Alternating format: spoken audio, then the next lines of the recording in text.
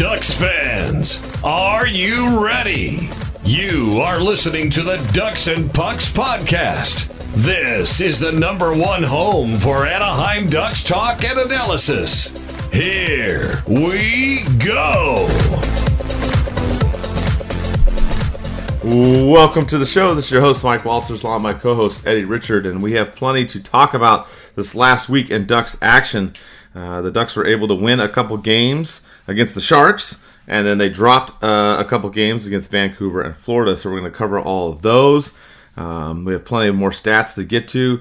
We have some ideas of how the Ducks can play better or do a few things to improve, possibly that we'll talk about.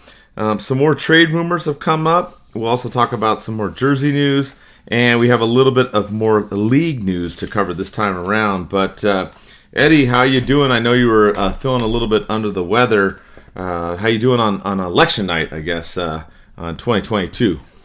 Oh, election. I didn't even know it was election night. I thought the only election I was cared about was the black or orange pants, which we'll talk about later. But yeah, I'm under the weather right now, so I'm not enjoying a beverage, only my Gatorade right here in front of me. But you know what? A lot is going on with the Ducks right now, and you guys prefer and like when we do shows consistently. So whether I'm sick or not, the show must go on. So I'm just glad to be here talking. So just if I'm really just kind of sound plain this week and just kind of out of it, just give me a little break right now because I'm really feeling under the weather. But I'm happy to be here to bring you the coverage, and like I said, the show must go on. Yeah, and I'm glad that you're able to power through, my man. I am disappointed, though, because I am drinking by myself right now. That is sad. No, my other half's here, but as far as the show, I'm drinking by myself. But yeah, anyways, a lot of stuff going on with this team. And the last week, we'll cover the games to start off here in the regular order. Stuff about the team as well. So some interesting things that we want to talk about. Some trade news that kind of surfaced recently. And as Eddie mentioned, we brought back our podcast poll question talking about the reverse retro jerseys, which got debuted this last week. So we will get to that as well. So let's dive into this last week. The Ducks won 2 games. They lost 2 games. They ended up beating the San Jose Sharks in a shootout twice this last week. In the first game, we saw Stolarz in net, and they ended up actually playing this game pretty well. You had Henrique scoring early in this one, twice in the first period. Carlson twice also in the first period for San Jose. A real back and forth game that it ended up needing overtime and it ended up needing a shootout as well. Carlson ended up getting a hat trick in this one, but the Ducks, they ended up going to overtime. The shootout, they won this game. Poor Silverberg scores on on the own team goal, which kind of sucked. But despite that, they were able to overcome that and the Carlson hat trick and win this game, Eddie, 6-5 in the shootout. Yeah, isn't that kind of the best thing, or I guess define the Duck season is getting a goal, their own goal scored against them. That was just by their own player. That just sucks. But yeah, it was good the Ducks went ahead and beat the Sharks. We all hate the Sharks too, so no matter how bad the Ducks are doing, it's always good to get a win from our other rivals in the other part of California that everyone forgets about. And to shut down and stop Carlson, no, not really stop him, but to kind of overcome that. He's been hot this season, has 19 points already in 14 games. He's just exploding, but finally they're getting the production out of him that they did, and they signed him to that huge contract. But still, he has a lot more to do to kind of get this team where they need to be, but I see the Sharks being contenders anytime soon. But yeah, it's always good to get that win against San Jose. And I was impressed too with Zegras and Terry in the shootout. They made some nice moves to get the Ducks the extra point, and I crack up because the Ducks still don't have a regulation win, but it seems like when we go to shootout, we have great odds because you just throw Terry and Zegras out there, and it's like they're almost like automatic. I mean, they're doing great stuff in the shootout, so they're able to get that second point. Maybe they get the regulation point if Silverberg doesn't make that mistake. He's trying to clear out the puck and accidentally did what he did. But I've been impressed by watching Terry Zegras. I mean, during the game as well. They're leading the team in points, as we've talked about before, and they still are. But in the shootout, they look good. And then you've also got Boyu in there fighting Kunin. He actually got in fights in several of these games the last couple weeks. Maybe D'Lo 2.0. I don't know, Eddie, but what did you think about the shootout and Boyu? Well, the fights, it's funny. The Ducks are ranked number, I want to say, let me see, on hockeyfights.com. Boyu is actually number 2, tied with Delorier and Genot from Nashville. They each have 3 fights each this season. It's hard to believe that Delorier only has 3 fights, especially playing on a Phillies team with Torts. But who knows if he's fighting too much with Torts and not fighting with the other players. But it's good to see someone stepping up and being that physical force for the Ducks and letting other teams know that you can't come in our building, or you can't just push our players around. And Zegras is going to do Zegras, just let him do it. The Ducks are actually ranked number 5 in the whole entire league with 6 fights, followed by the Kraken with 7, ranked 4. Nashville has 7 fights also. The Philadelphia Flyers have 8, and the Vancouver Canucks lead all hockey teams right now with 10 fights. So I guess fighting's up for hockey, and I'm glad the Ducks are kind of establishing that dirty Ducks role a little bit. Yeah, it seems like that came alive a little bit, this week. Obviously playing division opponents like the Sharks twice, of course, helps out and things like that. But the Ducks were able to pull this one out, got a couple points. We felt good about this game. Like we said, it wasn't their best stuff, but you got scoring. You had Strome getting his second goal. Henrique finally getting on the board, getting 2 goals. Comtois getting his second of the season. So good stuff all around. You felt good. And then the Ducks played Vancouver. You had Gibson back in net. Boyu got in another fight in this game. But this game was a crazy game. If you loved goals, this was the game for you, because there was 13 goals scored in this game between the Canucks and the Ducks. It started out kind of slow. You had Terry getting a goal on the power play, and it was 1-1 at the end of the first period. And then Vancouver started to come on in the second period, and then the third period just went completely bananas. Just this craziness going on in this one. The Ducks were able to score on the power play, which was great because they hadn't scored the power play since the beginning of the season. Fortunately, they also gave up some power play goals in this one. But a very interesting game. I thought the Ducks were in it until the third period, and then they kind of had some breakdowns in there, obviously, and they could not come back against Vancouver in the third. But going into it, they were okay. They were down 3-2, but then Vancouver busted out with a couple goals. I did like the fact that the Ducks did fight back, though. Comtois with a goal and Zegras with a power play goal. And that's kind of been the theme of this team lately. If you've noticed that, the comeback kids, the cardiac kids, those different names that everybody's given them, but they came up short in this one still, Eddie. Yeah, but it's good that they went 2 for 3 on the power play, because against San Jose they were 0-4. Like you said, we haven't scored a power play goal since the opening night, so it was good to see, I guess, a couple goals come out of that power play right there. But yeah, some reason I think a few seasons ago Vancouver kicked their ass this bad too. It was something similar like this, maybe like a 7-something game. But I still remember, and I still cringe and hate about the fact when I first moved back here and got out of the military and came back to California, we were supposed to go to... No, actually, you know what? I lied. It was during one of my leaves. My buddy picked me up from the airport. We're all happy. Like, hey, I haven't seen my buddy in a couple years, so I was on leave from the Army. We had tickets to go to a Vancouver game. That was the game they won. I was like, say 9-3 or something, Mike. I don't know if you remember that. Yes. Yeah, we had tickets to go to that game. So he's like, hey, let's just go and grab some food, grab a couple drinks, and we'll go. Well, we didn't just have a couple drinks. We started drinking at that place the whole entire night. So we ended up just watching the game there. And after I seen all those goal after goal after goal, I was like, oh, man, we should just win. I just wasted those tickets. I should have gave them away or something. Just bought the tickets and wasted my seats, and we didn't get to see that. But it sucks that we lost against Vancouver. They're one of the worst teams right now in the league, just play-wise. Nothing's went right for them. Apparently this game did. And then the Ducks just made Spencer Martin look like a kind of a superstar on some of the saves. But I'm glad they were able to kind of rally back a little bit and didn't just go down without a fight. So that was good to see them kind of step up and not just roll over and show their bellies, but actually show some fight and show some teeth a little bit. Just unfortunately, the 8-5 win, it just didn't look good for the Ducks. Yeah, exactly. And like you said, against the Vancouver team that also has been struggling as well. And we had some questionable calls too this week, and you all know with the Ducks, it seems like questionable calls and controversies follow this team every season.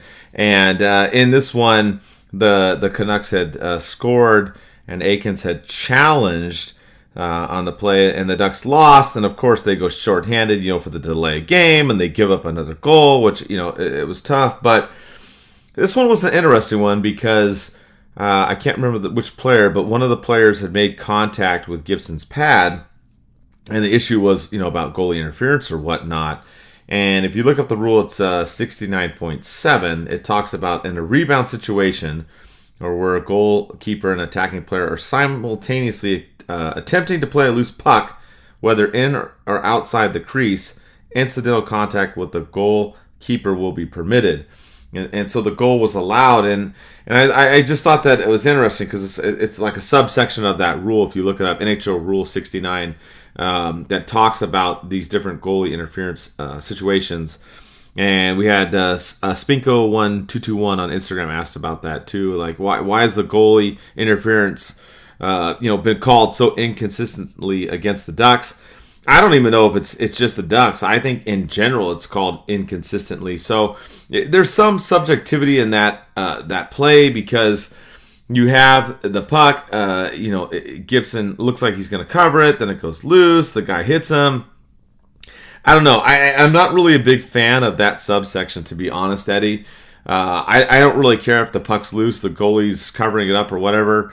He makes contact with Gibson in the crease. To me, the goal should be disallowed. I mean, I get that rule's on there, and that's what they went by, but I think they need to chuck that rule into the trash.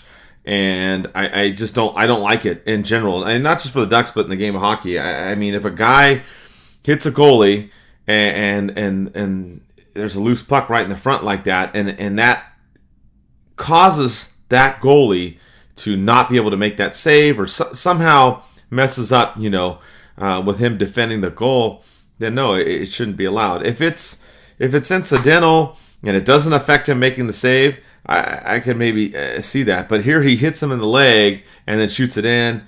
I mean, it's still subjective, but I don't know. For some reason, to me, that they went by the rule. I get it, and I don't think it would have really changed the outcome of the game. But I don't like it, Eddie. I don't know. It just doesn't sit well with me. No, it doesn't. You're speaking about Vancouver's Jack Sudnicka. That was the one that spun Gibson around and ended up scoring on that loose puck right there. It's just so weird how you see some of these calls. You'll read them directly from the rule book, but then when you see them on the ice, they can go either way, and they have gone either way. It's just so the inconsistency from the league, from the referees, time and time after every single season. It's just not just because of for the Ducks, but like I said, every other team that just gets these bad calls, and you'll have one team get the call right, the other team it's totally different, and it's just the way they interpret the rules, I guess, or whoever they want to interpret.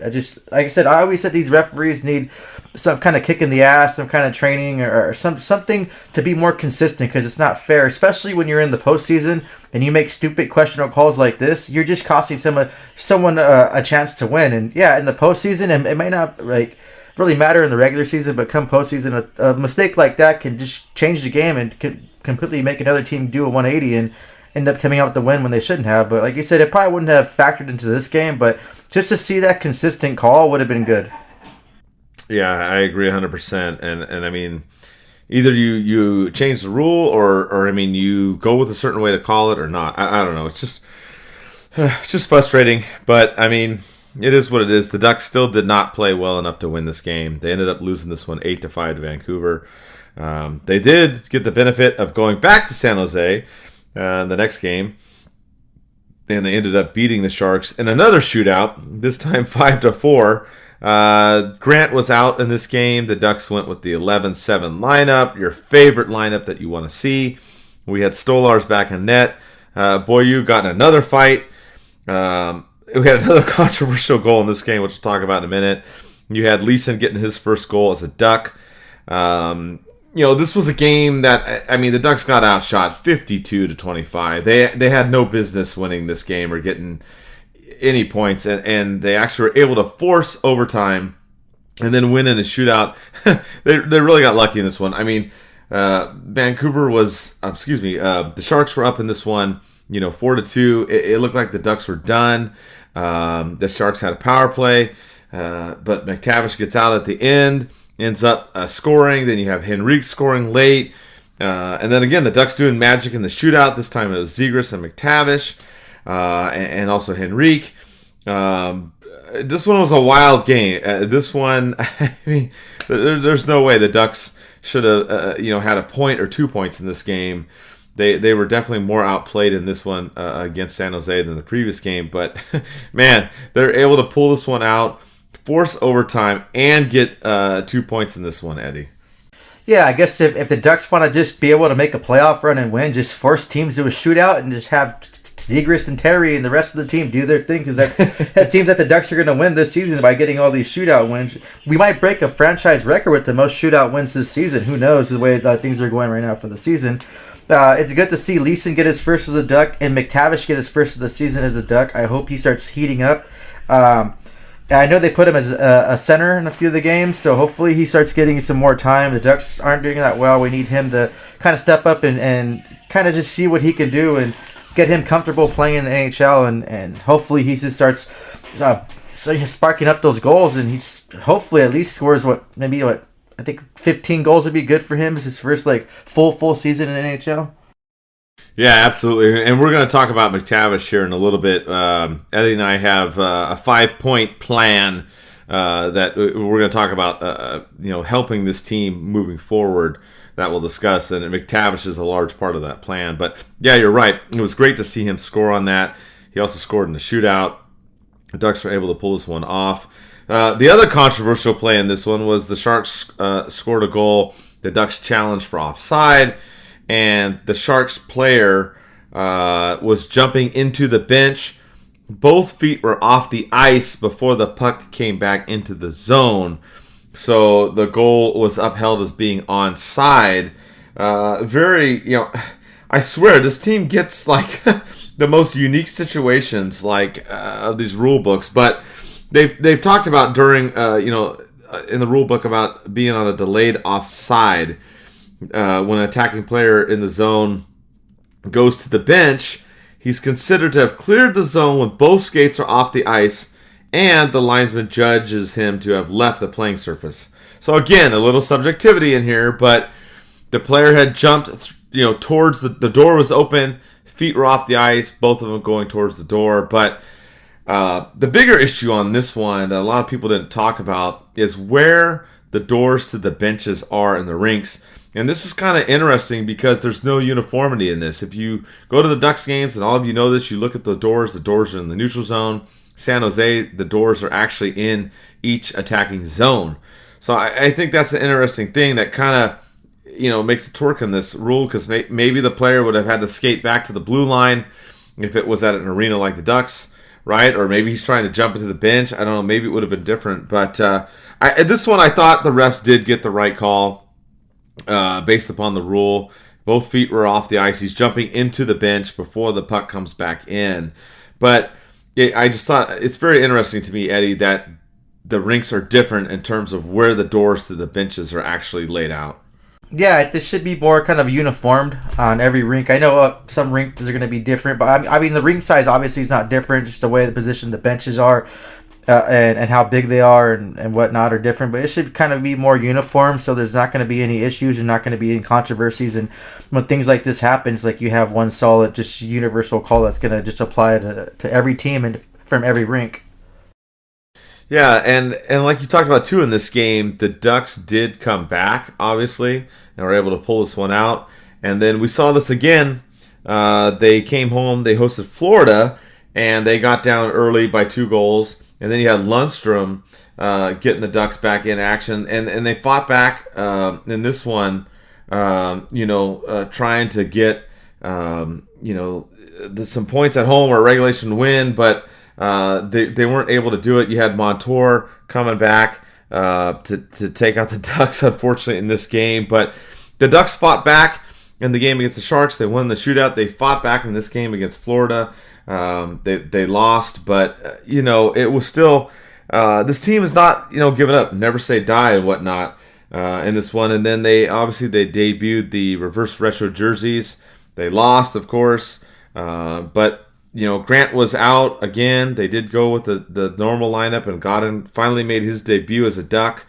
They got shot badly in this one, but I like the fact that they fought back. They made it 2-2 in the second period. Like I said, Lundstrom got a goal in the third to try to make it close and within a goal. So they fought back twice in this game, but they still came up short, Eddie. Yeah, and the whole biggest controversy too, besides the Ducks and the whole game, was something that a lot of people were discussing before the game, and I guess someone posted on social media about the reverse retro jersey. It sucks that we lost when they just kind of I guess wearing them too, like at first, but you know what, whatever. It is what it is this season. But the whole thing when everyone just kind of blew up was this whole controversy, and since it's I guess election time, like I talked about earlier, the black versus the orange pants. But like I said, we'll go over that a little later.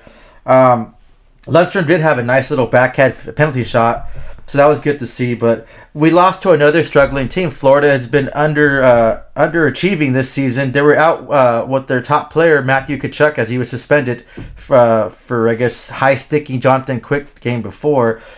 I think the Ducks could have had this win. The Spencer Knight, you can't count him out. He's a really good goalie, and they're holding on to him a lot because it's the way he's played last season and the way he's starting off this season is backing up Bobrovsky. He can be a starter on a different team, or they can get in some games and they can just trade him, or if they want to eat some salary and trade Bobrovsky come the deadline, or what they're going to do. But they can't keep both these kind of goalies. Like Spencer Knight's going to require a big raise, especially the way he played last season, the way he's playing this season. So you can't really fault the Ducks for this one. They just ran into a hot goalie and a team that just wanted to win more.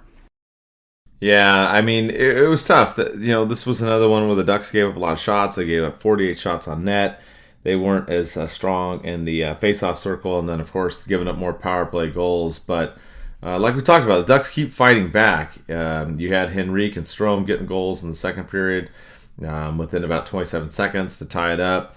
Lundstrom on a penalty shot, even though the Ducks were shorthanded, he drew that and was able to score and make it a one-goal game with just over a minute to go. So I mean, they still fought back, even though you look at some of these stats and they're really not fun ones to look at the way it's been going. But the Ducks ended up splitting these two games. Still no regulation win. They are the only team in the league right now not to have a regulation win, which is just insane to me. But we'll go into more of the stats here on the team and break down some stuff that Eddie and I think that maybe they can do to improve, because I know that's the concern amongst a lot of you is like, okay, what do we do to fix this team? But real quick, just to remind you, we're part of the Old City Sports Network.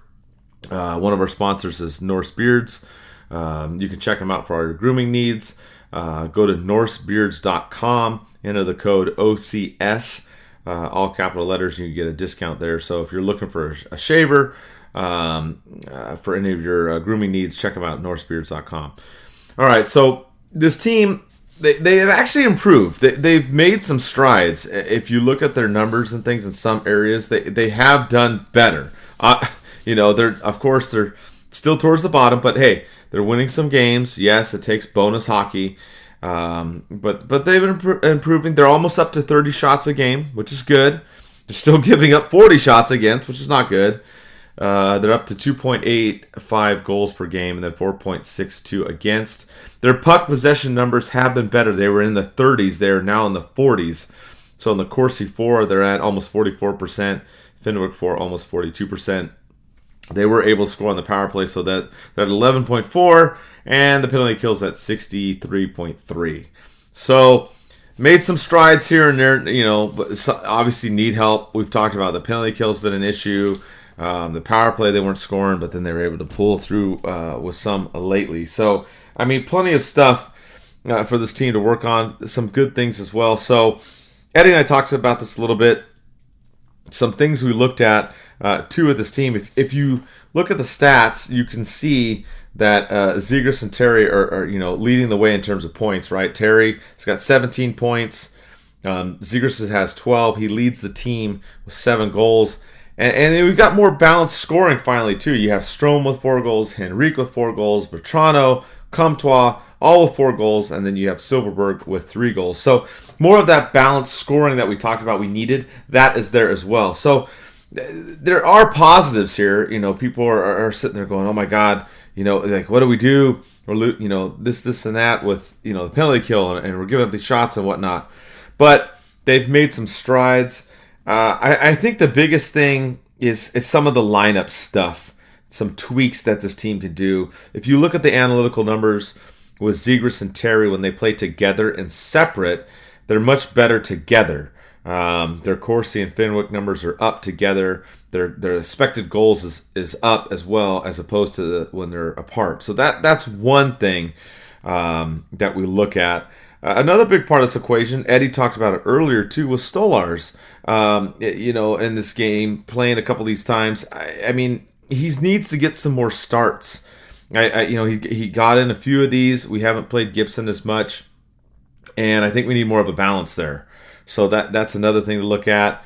And McTavish is another part of this too. I kind of had him in there as 2 different things, but playing him at center, the Ducks finally started doing that. I think they needed to continue that and also get him on the power play. And then the other part of this is taking less penalties. So those are some things there. I don't know which ones you want to hit on, Eddie, but there's a lot there that we've kind of talked about how to improve this team. And I think a lot of this is really just lineup stuff if you look at it. Yeah, and then we look at Cam Fowler only has 1 assist throughout these games coming in here. Something has to happen with that. He has to step up. I think Gibson has more points this season than Cam Fowler or something like that, right? I think Cam Fowler just has that one. No, I'm sorry. He actually has. Oh, my bad. I don't know. I think I lost my train of thought right now. Sorry, I told you guys I was like, I'm sick, so I'm not feeling that well, so my train of thought went out. But yeah, I think Cam Fowler needs to step up. He's a leader on this team. He's been on the team for a while. He just it doesn't seem like his play, just like a lot of the defensive play, has really been going. And yeah, he's 13 games. He has 1 assist, and I believe Gibson has 2 assists this season. So when your goaltender has more assists, more points than you do, something has to kind of give and step up. Like, I think everyone in this team has to step up and do something as well. It's just you can't just traject this level. You guys had so much improvement last season. All the stats were great. It just this season is fluctuating. Yeah, the power play that's going just to hell again. Like, something has to give, and someone has to just kind of really elevate themselves as this team leader. And like I said before, I don't care if it's Ryan Strome that just came on this team. I don't care if it's Mason McTavish. Obviously, we've seen these young kids now in this new age of hockey that they're stepping up and they're being leaders. They're not just brought into the league and just pretty much shut up and do what you want and do what you're told and don't say anything. It's just someone has to step up and call out this team. We saw what happened with New Jersey. Miles Wood called out his team, said he was tired of being on a losing team. He got a lot of shit for it, but he stepped up. His team stepped up, and they're one of the top in the league. They're on fire right now over there in New Jersey, and we all know the shit show they were in. There's some other stats, too, I wanted to throw out, Mike. Vetrano leads the team with shots with 42, Terry 41, and then Zegers for 29. Those are some fun stats right there. And then Benoit, what is his games that he played, he leads the Ducks still and hits with 29, with Comtois with second with 20, and Max Jones third, or tied with second with 20. Then Vetrano hitting that third with Kulikov with 19 hits. I think the Ducks need to take away time and space, a lot of time and space from these teams.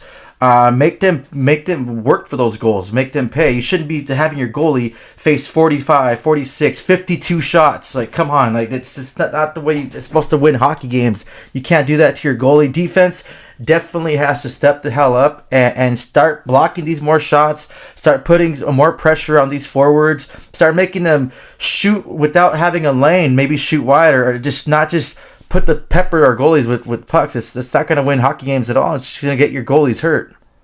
And you know what? It's going to frustrate them too. It's just throwing it out there, having to have that workload each and every night, getting the 45 plus shots. It's going to get old. Like, okay, what's the point? I'm just going to let these go in. I mean, not saying they had that mentality, but it's going to get frustrating each and every night having those 45 plus shots. Yeah, I mean that's definitely part of it too, like you talked about. I mean they've got They got to figure that out. You've had Gibson start 10 of these games, and you've had Stolarz only start 3.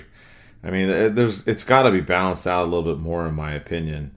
I just don't, like you said, you're going to wear them out.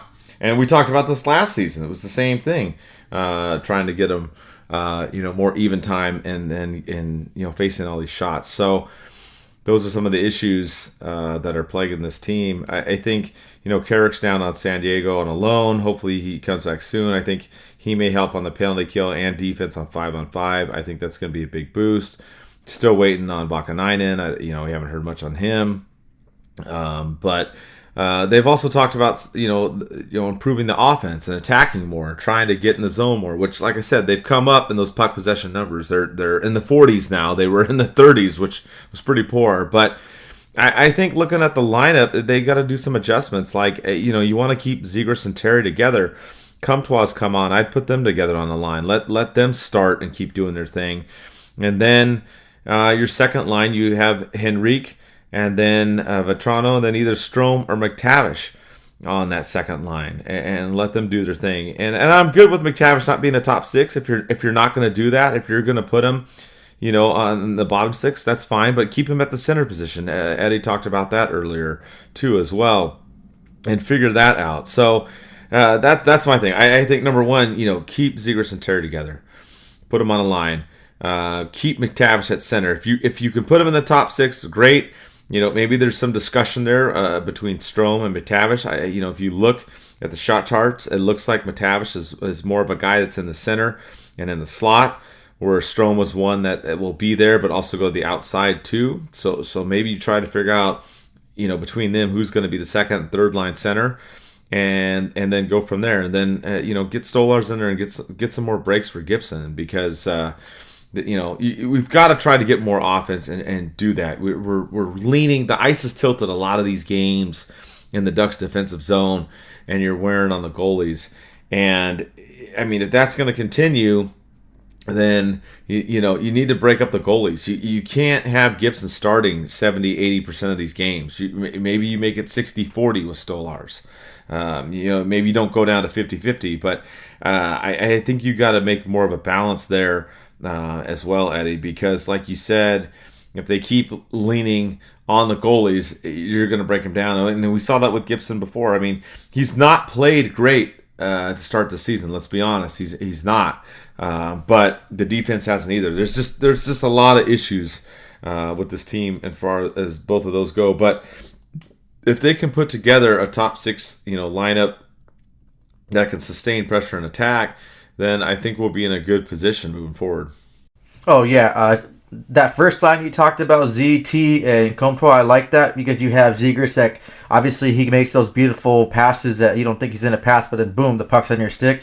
Terry obviously is a pure goal scorer, that what we've seen so far. Comtois has that potential, and he could be that goal scorer too. We've seen him pop a lot of goals a couple seasons ago. He just had kind of a downfall last season, but he's getting up this season. But he brings that bite and that bark over here. So you're on that top line watching Terry and Zegras go at it. If someone comes after them, he's going to be the first one to go over there and get in your face and drop the glove. So I love seeing that line.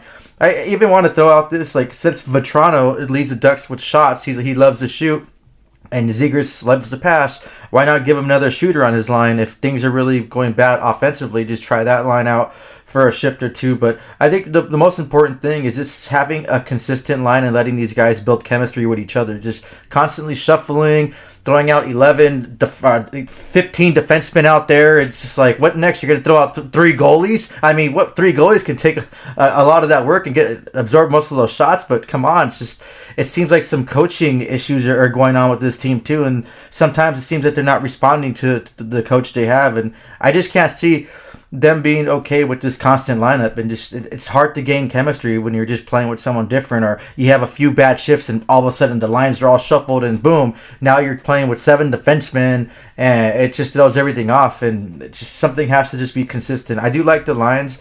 One thing I do want to discuss too, I know he's a fan favorite with everyone, but Silverberg, playing on the fourth line. I think change of scenery with him would kind of benefit him to get him that spark, because we've seen how consistent he could be scoring goals. It's just been since the injury and everything, and this season just moving him down to the fourth line doesn't really seem feasible when we can have someone else kind of take that spot. We could bring up someone from San Diego.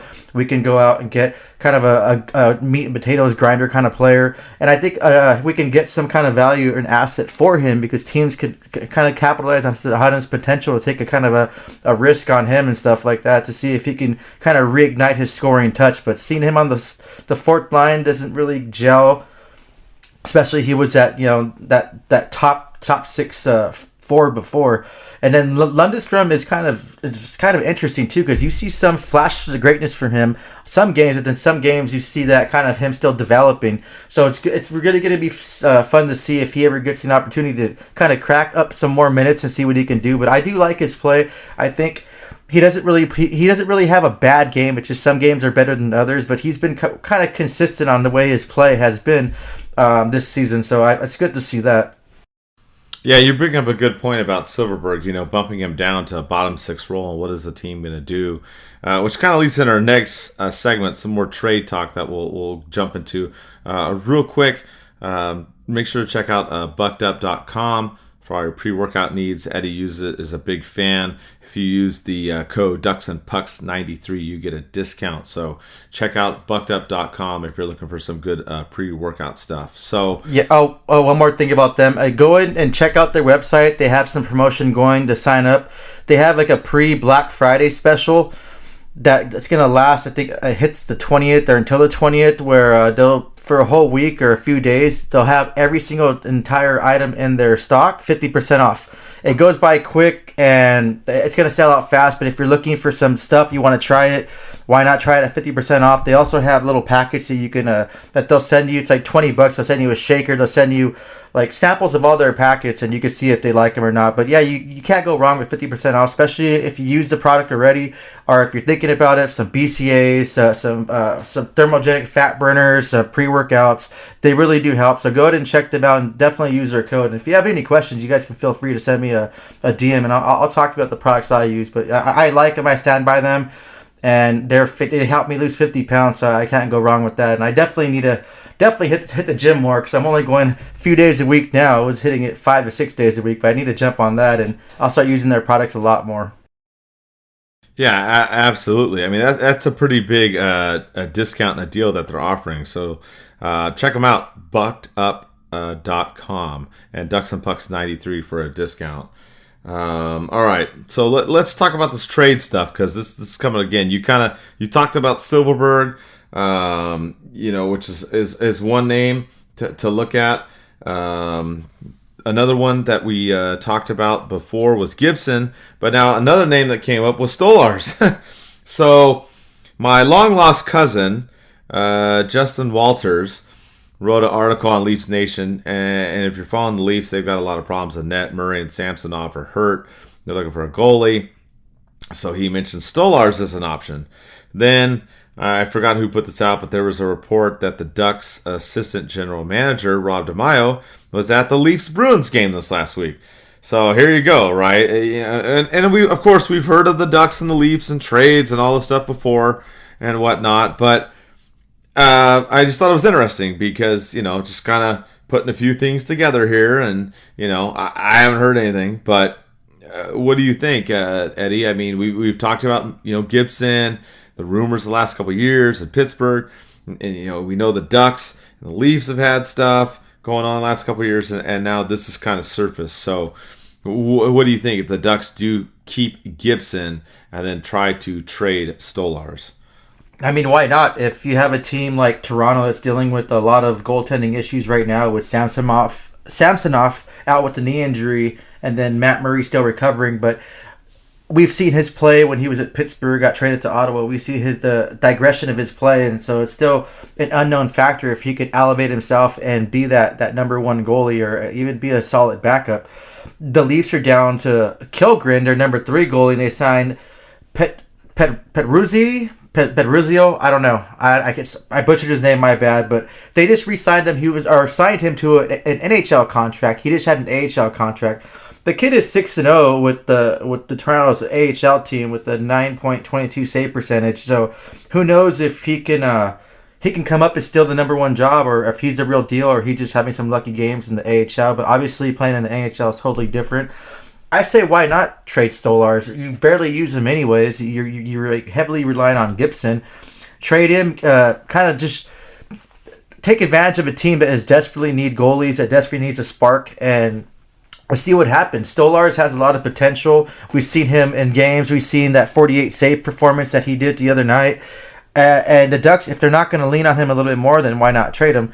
I know Thomas, one of our writers, was talking about he wants to see Doss come up and hopefully have that backup role. I mean, I would want to see him come up and have a game that NHL experience, but then I don't, because the Ducks aren't going to really use him. He's just going to be sitting most of the time. Him playing 3-4 games a month isn't really feasible to me when he can just be in the AHL and be consistently playing games over there and develop that way. But yeah, I say why not trade Stolarz? I mean, you don't use him that much. You can get some assets for him, and then we can go out and find a temporary backup goalie and go from there. I say why not? Yeah, and I mean, we actually did on the last show talk a little bit about Toronto too. And the fact of their defensemen, I mean, they're kind of hurting because they've had Muzzin out. But, we did mention briefly T.J. Brody on the team. You have Justin Hall. That's another one that talking about. I mean, they do have some guys on there that if you want to try and make some kind of deal and do some stuff, maybe you try to pick up a defenseman out of there if they really want the goalie that bad. I don't know. And you try and bring in a guy that can help out the team on the Ducks defensively. I mean, it's there. Do I think it happens? Probably not, but I mean, it's something to consider. We had Jake Avila08. He talks about more trades about Shattenkirk, Klingberg. He talks about the coaching staff, Gibson. We talked about Gibson before. We have Diaz L82 talks about Akins as his job in jeopardy. Looking at all this stuff and the trades and whatnot, I still don't see anything happening with the coaching staff unless something crazy happens. They go on a 10+ game losing streak. I don't see anything with Akins happening. Now, Klingberg, we talked about that. I'm on board trading him already. I'm just not a big fan of what I've seen so far, unfortunately. I was really big on him going into the season, but he hasn't helped out on the power play as much. And honestly, his neutral zone play has been very suspect and questionable. So I am not big on that. Shattenkirk, I feel, has just been up and down. I feel he's very inconsistent. So, but am I open to trading him? Yeah, I'm open to trading Shattenkirk and Klingberg too. And then I think the big thing, going back to kind of what we talked about already, is the goalie situation. What's the plan for this team? I mean, is Stolarz going to be the guy down the road? Is Gibson going to be the guy down the road? You mentioned Dostal. Are you going to bring him up? Is he going to be in the mix? I think they need to figure out that goalie situation. But if they're going to write out Gibson through his contract, and you have Stolarz in the mix, you have a team like Toronto that needs help, and you want to try and pick up someone maybe to help out on the defense, there's something to be said there. If you want to trade a Klingberg or Shattenkirk and go get another defensive player, we've talked about some of those in the last show. If you go back and listen, I'm not going to rehash all that, but maybe there's something there. But I don't see anything with the coaching staff, and it seems like right now it's Verbeek's just kind of riding things out, Eddie, whether you like it or not. Yeah, I mean that's what he's doing. He's filling the team out. He's going to build a team that he wants. So maybe this is his way. It's like, okay, the Ducks, let's see what areas that we need to improve on dramatically. Let's see if it's going to be a coaching change. Let's see what other coaches are out there, who's going to get fired. It's just kind of a waiting game for him. He came in just kind of a rebuilding project, so he understands that. He's not like our old GM. I even forgot his name right now. I don't even care. He got fired. Oh, Murray. Yeah, Bob Murray. That, like, especially election night, was talking about Bob Murray. That he just always promised you the whole world and was one of those next GMs that's gonna probably run for president one day, because all he did was talk a big game, but every season it's just the same thing. Nothing happened on trade deadline. He's just sipping back on his whiskey, passing out, forgetting about the deadline. So yeah, it's gonna wait and see. As for that, good question, but Shattenkirk and Klingberg right now, I don't think their ceiling's really high. I don't think we can get much for any of them, especially the contract that Shattenkirk has. Klingberg, I really hope he starts heating up and fires up. And I don't want him to go just yet because I want his ceiling to get a little higher. So hopefully by trade deadline, he kind of fits in with the team. He gets around to the systems. Drysdale's obviously out, so the heavily minutes are going to lean on him too, as well as everybody else. But hopefully he just kind of finds his groove with the Ducks, and I really hope he's the Ducks' '1 goal scorer, points getter, anything come trade deadline, so we can get max return for him. Yeah, you bring up a good point, Eddie. We've talked about trades and the Ducks trying to do stuff now, and this is why I think Verbeek won't do anything right away. Unless it's on the goalie front, maybe. But you're right, with the defensive players, the value and the ceiling of some of the guys right now, it doesn't make sense. Like you said, what kind of return are you really going to get for these guys right now?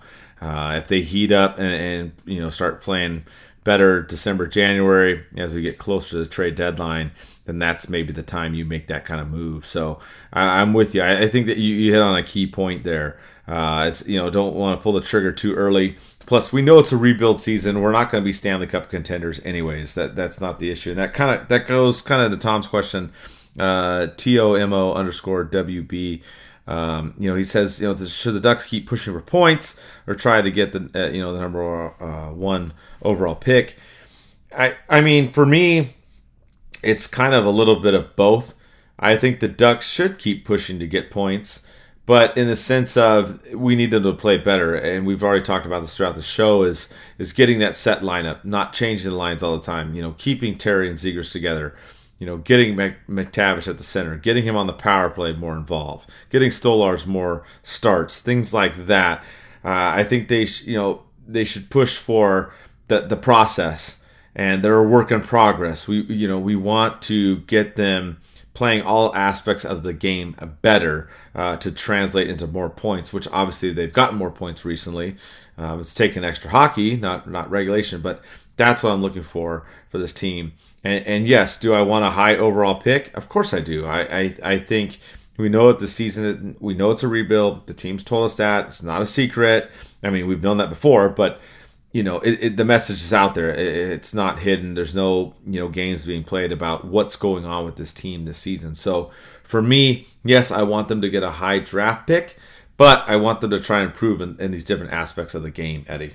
Yeah, and I totally agree with you. I don't think they should intentionally just drop games on purpose just to get that #1 overall. Like, play with some pride, play some competitive hockey. But yeah, I keep saying it. I want them to improve. I hope they can figure out the power play and have a better power play than they had last season. Last season they had a great power play. Well, it wasn't great, but it was better than the season before.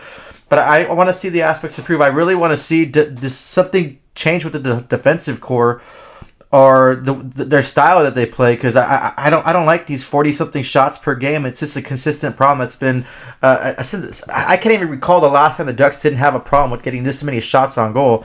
So I do want to see something with that. But yeah, if we can just improve in all the stats that we have, team stats as well as personal stats, and I want these players to just properly develop and find their game and kind of grow to their true potential that they have. And like I said, Klingberg to rise up and be like an all-star for us, and then we could just flip him at the deadline and hopefully get a couple draft picks or something for him, a couple first round draft picks for him, or something someone that's going to come into our team and help us and kind of just get us over that edge and help us go moving forward. But I think this year's trade deadline, I mean, look at last year's, look at before too. Verbeek's he doesn't play around. He's ready to do business. He's not going to stop until his team improves. So I really can't wait to see the team that he builds, and I just really want to see something happen as far as coaching staff too. I don't think the coaching staff is going to go, but then again, I mean, I kind of want it to go. If the Ducks aren't going to respond, or come January, we're not improving on the power play. It's just getting worse, and the stats aren't going up. Our players aren't getting those points that they need to be. Maybe a change has to happen. Bring in some fresh blood, bring in someone new, and kind of change the whole style of play and see if the team can connect and gel with that style, because obviously it hasn't been working this season. If the Ducks are still they're fourth to last in the division or in the whole entire league right now. So obviously we have to wait and see. It's still rebuilding, so I'm still patient, but hopefully we get a few wins. But those improvements are more important than the 2 points right now. Yeah, absolutely. And I'll just kind of end this segment. One other question, that's kind of interesting one. We had JDT_46 asks, who is the most under the radar Ducks player so far this season? Which, I didn't really have an answer for this. I mean, it's a great question. I wasn't really sure who, but I'll throw this one out there. What about Bo Yu? Is he like the next D'Lo? I mean, he's in fights in 3 of the last 4 games. He's an energy guy. Yes, he's on defense. He's not the best positionally on the defense, but is that a guy that's kind of under the radar for you, or is there somebody else, Eddie, that you think might surprise and surface up later in the season? I think Kulikov. I think people when we got him weren't expecting anything from him at all. Obviously, he's not one of these players that's going to just wow you on the score sheet. He's not going to be scoring all these goals or running the power play. But I think he's been, I guess, pretty better than everyone expected when we first got him. He leads in blocks. He has a few hits going on over there too. He has over 800 games of experience. He's been with teams that have been on a playoff atmosphere. He's been on teams that have been at the bottom of the barrel with Buffalo.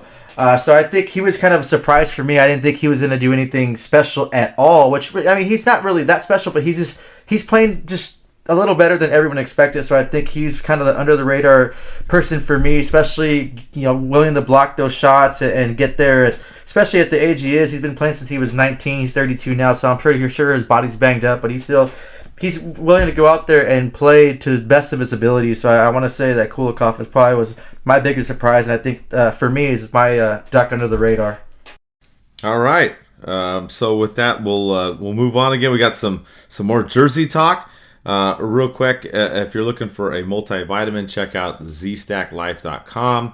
If you go on there and you enter my name, M-I-K-E, Mike, you get a discount. So good multivitamin with vitamin C, D, and zinc on there, and there's a couple variations of it on there. So zstacklife.com, check it out. Okay, so let's talk real quick about the jersey stuff a little bit more. It looks like those jerseys we talked about in the last show, I guess they're not going to be out for the 30th season, Eddie. It looks like Adidas is just doing a money grab. What do you think? Oh, yeah. You have that series that's going on right now that people are watching. Adidas' last year, unless they can work out something with the National Hockey League on being the jersey sponsors. I think it's a money grab. You have the series going on, the nostalgic stuff of the old school Ducks and the Hawks, that rivalry. It's going to be a money grab. They did something similar, too, with the Quebec jerseys. They made kind of a Adidas dark version one. That thing sold out instantly, quick. I try to get my hands on one. I can't, so I'm just scouring eBay. It's just hard because I see a lot of fakes, but I do want the Adidas version of the old school Quebec jerseys, the dark blue. It just looked really nice, but I think that's what they're going to be doing, is just doing a money grab. Like I said, that series is going on. And if you guys haven't seen it yet, the Ducks announced that there's going to be 3 Anaheim Ducks players, Troy Terry, Zegras, and Jones, going to be on the next episode, kind of scrimmaging and being mentors and part of the TV show. So I'm sure a lot of Ducks fans are fans that grew up watching the old school Mighty Ducks movies are going to just kind of jump to the hype and maybe go there and buy those jerseys and stuff like that. It's cool to see, too. I don't know if we talked about this. I didn't mention this, but EA Sports has those jerseys in their game, too. So it's going to be cool if you can play, with those Ducks jerseys and those Hawks jerseys. It's going to be really fun to see. As far as that TV show, though, it's hard to watch. It's so boring and the acting's terrible. And Lauren Graham, I don't know, she just doesn't do it for me. I think it died after Bombay and all the original Ducks. But I'm gonna watch the next episode, which streams this week, just to see Zegras, Terry, and Jones. That's going to be fun to see, and it's good to see the Anaheim Ducks players getting on the map like that, being in the TV show and getting hyped up, and we can, I guess, thank Zegras for that because he put the Ducks really on the map last season. Yeah, absolutely. He definitely put the Ducks on the map, especially being on the cover of the NHL game as well, and now he's going to be in this series, like you said, with the other guys. So I would definitely check it out. But yeah, I'm kind of curious now. What are the Ducks going to do for next season? Because it's the 30th season. If they're not bringing back these Mighty Ducks D5 jerseys, I'm really curious to see what they're going to do. A lot of speculation that the Ducks may take the reverse retro jersey, make that the away jersey. then make an all black one maybe the home jersey, or an all orange one maybe the home jersey. So I'm curious to see what they're going to do. Something's got to give next season with the jerseys. I mean, they can't not do something for the 30th anniversary. So we'll have to see what happens. But they did debut the reverse retro jerseys against Florida. And if you remember, Florida also entered the league in the 93-94 season, just like the Ducks did. So I thought that was kind of a nice touch there that they debuted them against, their partner entering the league, I guess you could say. But a lot of comments about the pants. And this is what Eddie was talking about earlier in the show. We did 2 polls on the pants.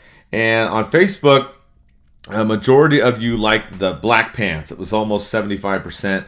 About 22% said orange, and then a couple of you said, forget it, I don't like the uniforms. So then I'm like, well, you know what? Let's just do a poll on Twitter too, election time, see what's going on there. And on Twitter, it's almost dead even. It's 52% like orange and 48 black. Pretty crazy. I'm looking at it. But it was our boy that does the Wild Wing account. No, not the official one, but the unofficial one. That he put together the 2 photos on Twitter side by side. And I mentioned this. I posted several times. People commented, I don't hate the orange. I don't dislike it. I think it's great. But for me, I kind of like the black a little bit better.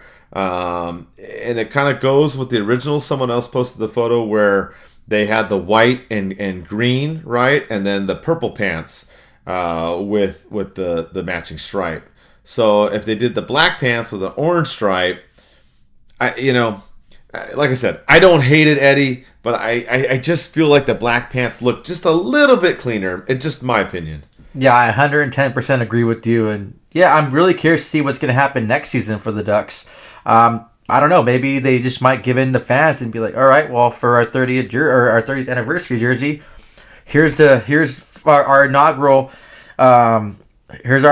away jersey, the dark one, because like back in the day it was all dark when you were away. So hopefully we'll just do that. Whatever jersey, just update it, and everyone will be happy. No one's gonna. I'm sure you'll have that small sample size of people complaining still about it. I don't know what they want, but that's all they have to do. They don't have to put their minds into it. Just go ahead and update that jersey, and that'd be perfect, and everyone would be happy. Keep the reverse retro jersey, or you know what? Just make a black reverse retro jersey next season, and boom, you gotta have it covered. You have your home, you have your away, you have your alternate, you have the new black reverse retro, and then you have your 30th. Just eggplant color jersey, and everyone's happy. You'll make a lot of money. You're welcome. You can give me a percentage of that, or hook me up with some free beers, because that's probably, the beers will be worth more than the percentage you'll give me. Oh man, let's talk about those beers, man. Good Lord, I'm going to a bunch of the games this next week. I was not at the Florida game, so just so you know, Eddie and my record are still intact. The Ducks are still undefeated when we're at the game. So, but we are going to the next 3 games. Eddie will be going to me with some of them, and I have some other friends with me. So I will be at the next 3. So the Ducks are going to go on a 3-game winning streak. That's it. Period. Right. Yep. So, but yeah, I'm really curious to see what they're going to do with the jerseys next season. Something's got to happen. So we'll have to wait and see for that. As we wind down the show, we'll get to the league news. A few things come up. We really haven't talked about the rest of the league lately. But a couple things came up. We have the Bruins in the news. We have the Senators in the news. Colorado as well. Eddie, I'll let you start with whichever team you want to talk about. Well, I guess we'll start off with the kind of controversial news and stuff like that. I don't know if you want to just go ahead and start with that, Mike. Yeah, I don't know. This whole thing in Boston is a hot mess. Unfortunately, you've got Mitchell Miller that the team signed, but then they're not going to play him. It's just, there's a lot to this going on. It appears that he did some bullying back in the day when he was a teenager, and now the team's trying to figure out what they're going to do. It looks like they could buy him out. They might just pay him and he doesn't play. They also said that Miller could file a grievance too as well, because if they're looking at actions that happened before he was even in the league and he was like in junior high or high school. I don't know. I don't know how this is going to end up. I know Mitchell Miller is not going to play for the Bruins. I can tell you that much. But man, the Bruins got destroyed over this. I think a lot of it was because that they said that they didn't, they said they didn't know what was, the stuff that happened, but they did know. Which I mean, I don't even know. I mean, I'm just glad this isn't the Ducks' problem, Eddie. Oh yeah, it's just a big shit show over there in Boston and everything going on, and I'll just leave it at that. It was just we talked about it because it was the trending topic that came in the whole hockey world and blew it up right there. So there's two options for him. I guess they can pay him to stay home and play, or they could just pay him to stay home and not play, or I guess they can the National Hockey League Players Association can kind of negotiate a settlement. He can file that grievance, or they can just come next season and buy him out. But yeah, it's just one of those things where he made a mistake when he was a kid, a terrible mistake, and I'm not sure if he's sorry. I didn't really dig into it. I heard a lot of rumors that were out there. I looked up a few things that were verified. I know he had his court stuff that he finished and he apologized. I don't know. It's just like you said, I'm glad the Ducks don't have to deal with this problem. They have 99 problems, but off-ice stuff aren't one. So I'm glad we don't have to worry about that. Oh man, you almost wanted me to drop the B word in there when you said that. I was like 99 problems and okay. I think I cussed twice in the show, Ray, so I had to I think my limit's 2 or 3 cuss words per show, so that's why I just kind of stopped it there. Yeah, you gotta tone it down.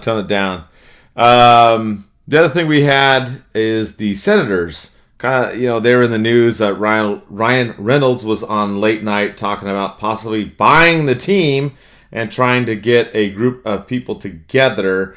And then they're also going to retire Chris Neal's number as well. So what do you think about the Senators? They said that they, are trying to sell the team. And now here you have Mr. Reynolds coming into the mix. So what do you think about the Senators situation? A lot going on with that team, too. Well, congrats to them. They've been playing well this season. I know they lost one of their players, Norris. He's played well. He's lost him for a few, but I'm surprised that they've been playing well. And I'm glad. I guess the Senators are probably my favorite Canadian team.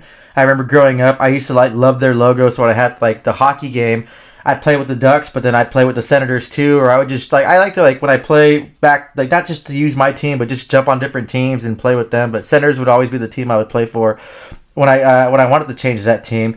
So it's good to see Neal's number getting retired too. He's always been that kind of meat and potatoes kind of guy. So it's good to see all his sacrifice and hard work going to get rewarded. So congratulations to him. Now getting to the fun part, Ryan Reynolds. Oh, if you've seen the interview, it was so funny. He's talking about how he needs to find a sugar mama or sugar daddy to be able to help afford for this team. He was they're mentioning about on the Jimmy Fallon show about how Canadians in hockey and stuff like that. And he actually grew up in Vancouver. He actually cheers for Vancouver, but grew up in Ottawa, so that's a special place in his heart. But he was talking about how Canadians are born out of their mom's womb wearing ice skates already, ready to go, and they're NHL ready by 4 years old. He was just, man, Ryan Reynolds is really probably one of my favorite actors. Probably top 5 favorite actors. You never hear any controversy. You never hear any drama with him. He's always just funny. If people tweet to him, he'll respond back. And he seems like a really good guy. Him and his wife, Blake, they just never have any issues going on. They just announced that they're going to have their 4th child, so congratulations to them. But yeah, that'd be cool to see someone like that join the Senators League and him being part owner, see what changes he make. And I don't know, it'd be cool to have that happen. I know before it was Little John wanted to be a part owner, or own the Atlanta Thrashers back in the day. That was going to be funny too, but now he's over there hyping up Las Vegas all the time. But yeah, it was a fun interview to see. I suggest you guys go watch it. I'll try to find it and retweet it on DucksNPucks, so you know what I'm talking about. It's worth the watch. Yeah, it was pretty funny, and the way he was talking about, I forgot, you mentioned the sugar mama or sugar daddy thing. I was laughing. I was like, oh my god, and I'm with you. I like Ryan Reynolds too, so. Hey, if he ends up buying the Ottawa Senators and whatnot with a group of people, then I'm all for it as well. So, something else that another team to keep an eye on, and then real quick, Colorado. Eddie, you want to talk about them, and then we'll wind up with the goals here and at the end. Yeah, unfortunately, some bad news before we end this show. Peter McNabb passed away. He lost his battle to cancer, unfortunately. He played in 14 seasons in the NHL with the Sabres, Bruins, Canucks, and Devils. Then he served as a color commentator for the Avs in their inaugural season until he passed away.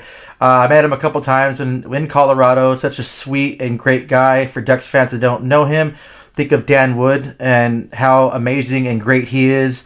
Loves his job, loves coming to the rink, always engaging fans and loves to talk to fans. That's Peter McNabb to the Avalanche and the sport of hockey. So many good things people said about him and great experiences and run-ins with him. It's a loss for the hockey world, but he's up there being a commentator, watching hockey up in the heavens with all the greats that we lost before. So it's unfortunate, but it's life. But we wish him all the best up there. His family, sorry for his family and his friends and the Colorado organization and all their fans. But it's just they lost a good one. But fortunately, he's in a better place and he doesn't have to kind of just suffer through that battle anymore. Yeah, fuck cancer. Exactly. There we go. Yeah. Hell yeah. Yeah, it's unfortunate, man. Takes too many people too soon. Yeah, it just so annoying. We've talked about that before a lot. Lost. I'm not gonna go. I don't know if I did talk about this on the show before, but lost a lot of people in the last couple years, and sadly, the majority of them have been to cancer. People that I personally know. It's just, and that's sad for him as well, and hearts go out to his family and friends and the organization. So. With that though, we'll finish up with the goals. I mean, not really much happier news. They're not playing well, but we'll talk about San Diego a little bit here as we close out this show. They kind of been struggling. They've only won 3 out of 10 games so far this season. We've got Thomas that's doing a great job. He's still doing his bi-weekly articles covering the team. And like we said, Carrick is down there on the loan, hopefully going to come back up soon. We had Glenn Godden. He came up, didn't score in that one game with the Ducks, but he had 7 points in 7 games with San Diego, so he's been doing all right there. But keep your eye on the goals. I mean, it's early, and I mean the Ducks are struggling. They're trying to bounce players up in there, back and forth. But they're just having a rough go of it, unfortunately, Eddie. Yeah. That Bulliard kid, he's like 27, but he kind of surprised me. He defenseman leads the team in points right now, 3 goals and 7 assists. Last season, he had 131 penalty minutes. I spoke to Thomas a little bit about him because I didn't know anything about him. I was just like to research things and I just checking on the goals. I know a few of you like the fact that we added some goals talk before, so we'll go ahead and cover those weekly. We'll see if Thomas wants to just write a little insert for us so we can know what we're talking about a little bit more because it's kind of hard to watch the goals game with our busy schedule and try to cover all the Ducks games. But yeah, Thomas and I both agree this guy would probably be worth taking a chance on. He's having a great season right now with the goals, points wise so far. 10, like I said, 10 points in the 10 games he's played. He can probably just kind of help out on the blue line. If not, then why not take a chance? It's not going to hurt anyone. It's one of the definitely a low risk, maybe a potential medium reward kind of signing. But good job to him. I'm glad that he's having a good season. I hope he just keeps trajectorying upward. I can't even talk. I hope he keeps going upward. Sorry, the NyQuil's kicking in now. So, yeah, that's good to see. I'll be keeping an eye on the stats, too, and talking to Thomas when I don't know about a lot of these players, and he'll just give me the info. But, yeah, hopefully we can get Thomas to throw little inserts for our show, and we can include that as part of our normal routinely talk. Yeah, and you got Grimaldi in there with 9 points in 9 games, and O'Regan with 9 points as well in 9 games. So you got a couple other guys that are doing well there. To keep an eye on and see. Like we said, I don't, unless something crazy happens with the goalie situation, I don't really see the Ducks doing any kind of trades anytime soon. Verbeek may prove me wrong, but there's some players down there definitely keep an eye on and see what happens in the next couple of weeks and see if the Ducks will bring them back up. But, go ahead, Eddie. Well, some more bad news too, Mike. unfortunately, someone won that $2 billion tonight. So you can't buy the hockey team. I was hoping when I heard that announcement it was going to be Mike Walters, and you can go and try to buy the Anaheim Ducks and lower the beer prices and stuff like that. But yeah, guys, fans, sorry. I know we talked about winning the $1 billion last show and Mike potentially buying the team. Well, someone won it today in Altadena, and it wasn't Mike or myself, so we're not going to be trying to buy the Ducks team anytime soon, unless it goes up to $1 billion again, hopefully. Yeah, I did get the Powerball, so I looked that up, and that's like $4.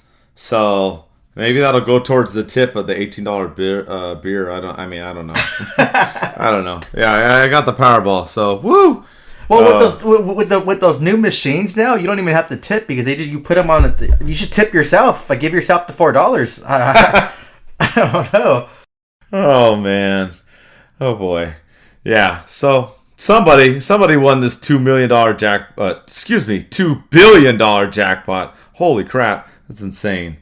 But just wrap up the show here real quick. Another thing too, we're doing watch parties at Noble Ale Works.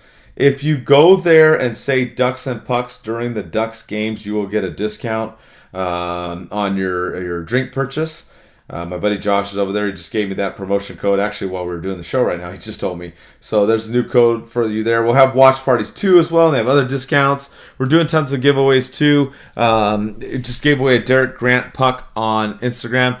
And Eddie had gotten that with the orange puck. And yes, we have the jersey too. Some of you asked. We are giving that away as well. So we're just doing it separate, trying to give more fans more stuff. So we'll be doing that. We had a new person, Jeremiah Ford. He joined our Patreon. So patreon.com/DucksNPucks. Join that. You get a free t-shirt. We also give away tickets to and other giveaways throughout the season. So if you want to go on there and be a contributor, you can just donate $1. That's it, $1. Patreon.com/DucksNPucks. And we did get to over 1,000 subscribers on YouTube. So thank you very much for that. It took a long time, but we did get there. So I appreciate it immensely. And Eddie and I, are gladly, happy to see all the support that you guys give us. So we'll keep trying to do the show weekly. We'll do another one before Thanksgiving and see how the Ducks do. So hope you enjoyed the show, and let's go Ducks.